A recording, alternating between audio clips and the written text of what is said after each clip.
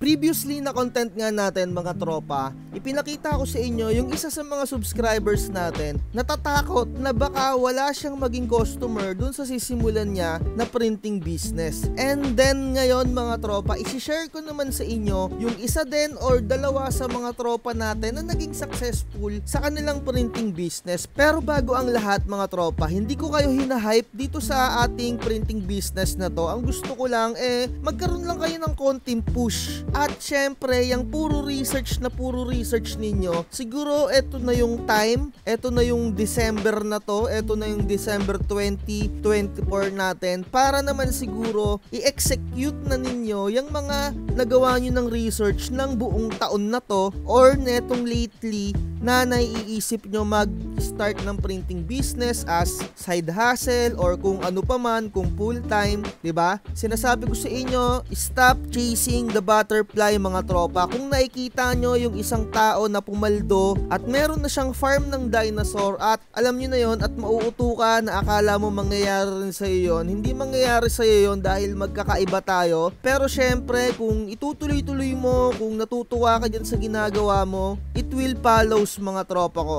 So, basahin natin itong comment ni Rasmus. Sabi niya dito, "Sir, maraming salamat sa'yo. Supplier na ako ng mga student dito sa school. Every time na may event, siya na daw yung pinupuntahan or yung go-to na printing shop sa kanila." Well, hindi ko alam kung gaano na katagal nagre-research or kung gaano na katagal in-execute ni Rasmus yung kanyang printing business na to at nakikita nyo naman na supplier na daw siya dun sa school kung saan man siya. 'Di ba? Nakakatuwa na makita yung isa sa mga viewers natin na nagiging successful na ganito. Pero inuulit ko, wag din kayong magpapahype sa mga nangyayari sa kanila, lalong-lalo na magkaiba kayo ng sitwasyon or magkaiba kayo ng estado. Ang gusto ko lang na mangyari talaga sa inyo, magkaroon lang kayo ng konting push. Yan ang kailangan natin. Napakadaming tao na kailangan lang ng konting push para ma-start nila yung kailangan nilang execution na syempre research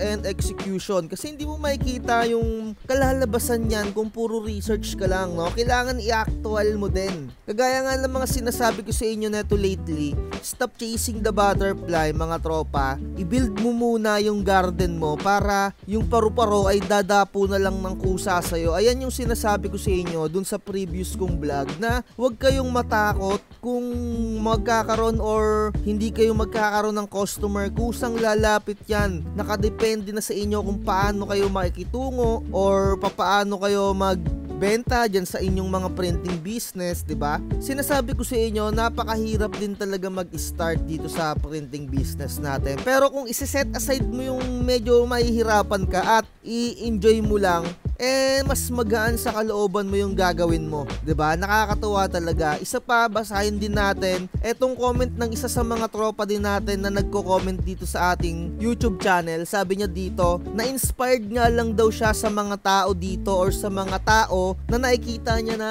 nagpi-printing business, yung mga nagka-craft na nakikita ninyo sa mga reels, sa Facebook, sa YouTube, sa Instagram, 'di ba? Usually, nakikita nyo yung mga ginagawa nila or yung kinakraft nila na printing business. Sabi pa niya dito, pero dami na daw nagpapaprint sa kanya ng mga students. Same as nangyari dito sa isa nating tropa na si Rasmus. Shoutout din sa'yo, Brian. At ayun na nga, sa kanya na daw nagpapaprint yung mga student. Tapos may nagpapalaminate na and nag-sticker printing na rin siya. Tapos photo printing, calendar, at kung ano-ano na lang daw ang ginagawa niya. Ganyan talaga sa printing business natin. Sa una, print ka lang talaga ng document. Sa mga previous nang nanonood sa akin or matagal nang nanonood, matagal ko nang sinasabi to, pag magsisimula ka sa printing business na to, as in grade 1 ka lang muna. Ayan yung baitang kung saan nagpiprint ka lang muna ng documents, 'di ba? And eto na nga yung sinabi dito ni Brian sa comment niya, Ox naman kasi side hustle lang daw niya sa ngayon. Isipin yon, side hustle pa lang niya sa ngayon pero ang dami niya ng kinikater at nag-i-enjoy siya. Ayan ang pinaka-importante. I-set aside niyo yung sinabi ko na medyo mahirap. Dapat i-enjoy nyo lang. Kumbaga talagang kung ano yung passion mo, gawin mo. Kung hindi mo passion yung ginagawa mo, mga tropa ko, talagang mahihirapan ka. Kung nanonood kayo ng 3 Idiots or kung napanood nyo yung 3 Idiots na movie, follow your passion na lang, mga tropa. And alam nyo na yun, yung pera susunod na lang sa'yo, or yung pag-asenso mo susunod na lang yan din sa'yo, diba? Same as stop chasing the butterfly, mga tropa. Hindi porket nakita mo yung isang tao ay meron ng farm ng dinosaur, mangyayari rin sa'yo yun. Tapos hindi mo naman pala gusto yung ginagawa, napapasukin mo, diba? At inuulit ko, mga tropa, yung isang tao na nagkaroon ng farm ng dinosaur, iba ang ginagawa no, nagba-buy and sell yon, mga tropa. Kung gusto nyong pumaldo-paldo,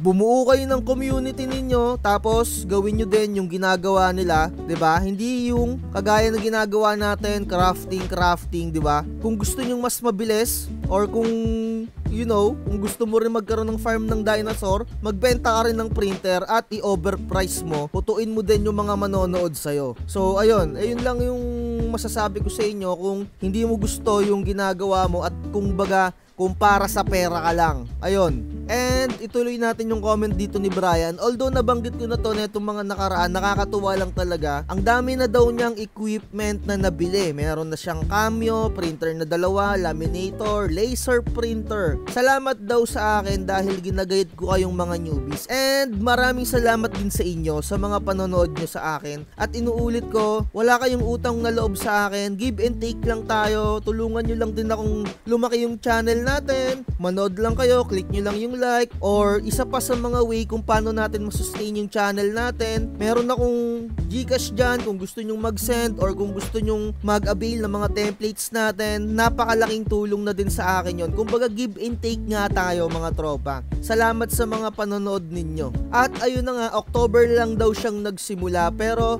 may nagpapagawa na din daw ng t-shirt sa kanya, pero wala pa daw siyang gano'n na printer. Nabanggit ko na to netong mga nakaraan, ulitin lang din natin. Slowly daw but surely. Tamang-tama yan. Huwag mong masyadong biglain sa larangan ng lahat ng papasukin mo, mapaprinting man or kahit anong business ang papasukin mo. Sabi pa niya nga dito, nung una, ako yung namomroblema kung sino ang customer ko. Same as yung pinoproblema netong isa natin na tropa na si Rustum, na sabi niya kung magkakaroon ba daw siya ng customer. Kasi ganyan talaga sa una, medyo iisipin mo, pero ituloy-tuloy mo lang, magkakaroon ka. At kagaya ko ngayon, no, walang tulog. Grabe, mga tropa.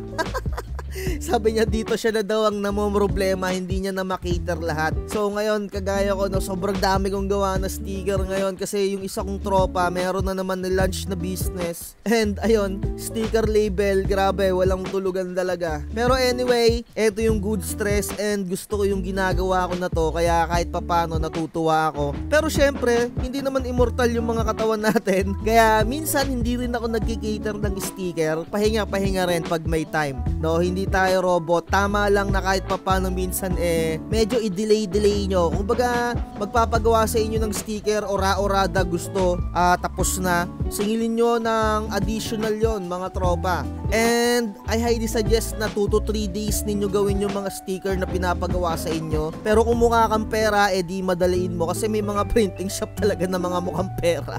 Mabilisan talaga nila ginagawa. Pero anyway, diskarte nila yon. Kaya medyo ganito yung mga content natin ngayon kasi mabilisan lang, dami kong piniprint, medyo tutulog muna tayo mamaya. Gusto ko lang kayong bigyan ng konting push pa para ituloy nyo na yan. Eto yung buwan kung saan napakagandang i-start ng printing business natin. Lalong-lalo na kung October mo pa sinimulan yan. Salamat sa mga nagko-comment dito, salamat sa mga panonood nyo, at sa walang sawang pagsuporta. Tinatanggap ko ng lubos yung mga pasasalamat nyo din sa akin, pero inuulit ko, wala kayong kailangan na sabihin sa akin na, na alam nyo na, sinasabi nyo na utang na loob nyo din sa akin. Wala akong pakialam doon, mga tropa. Ayos lang yon, basta ang importante, give and take lang din tayo dito. At alam ko sa mga susunod na mga araw ay hindi nyo na kailangan manood dito dahil syempre naibigay ko na yung mga knowledge na mga basic. At syempre batid ko na mas umusbong pa yung mga printing business niyo. Wag nyo lang ako syempre kahit papaano nakalimutan. Minsan pindot-pindutin nyo na lang din yung likes dyan, di ba? And siguro dito na natin tapusin to. Natutuwa lang ako sa mga ganitong yung comment natin. Kumbaga parang mini talk shit. Ayun lang mga tropa, huwag kayong masyadong mainggit sa mga nakakabuo ng farm ng dinosaur, no? Iba yung galawan nun, no? Kung gusto nyo, gayahin nyo rin yung ganun. Iba yung printing shop talaga na nagka-craft ka. Iba yung mga nagba-buy and sell. Like, share, and subscribe. Bye-bye. At inuulit ko palagi, research is the key, and this is the time na i-execute mo na yan para makita mo na yung kalalabasan at huwag magpapauto. Bye-bye. Huwag kang magpapauto, mag-isip ka sa pilian. Sa laro ng buhay, dama ang tampo.